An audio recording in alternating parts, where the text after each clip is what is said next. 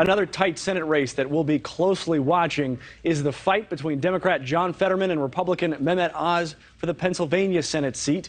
Getting a pulse on the situation there is Dre Clark. Good morning, Dre.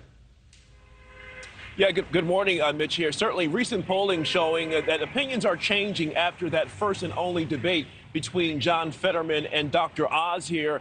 In a poll of very likely voters here in Pennsylvania, it shows that after the debate, 50%, half of those polled said their opinion of John Fetterman actually worsened, while Dr. Oz experienced the opposite, with more than 44% of people saying their opinion of him improved. That polling gives us some perspective into why this race has certainly become a lot closer after the debate. Now, Fetterman is still recovering from a stroke that he suffered in May. During the debate with Dr. Oz, there were times when Fetterman struggled to clearly communicate his thoughts. He would take extended pauses to find the right words, repeat himself often, or leave out words when answering questions or making statements. At the beginning of the debate, Fetterman said he wanted to address the so-called elephant in the room, saying he had a stroke and that he might miss some words during the debate.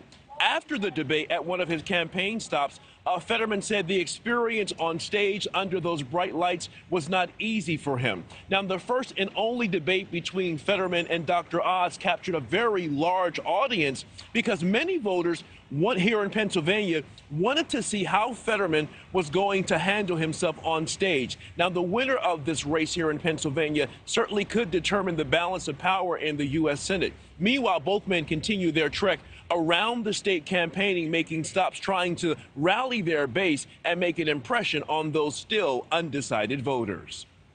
This campaign is all about anyone that's ever been knocked down, that has had to get back up, or any community that ever got knocked down that has to get back up. And that's really what this is about. I want to go to Washington and bring balance.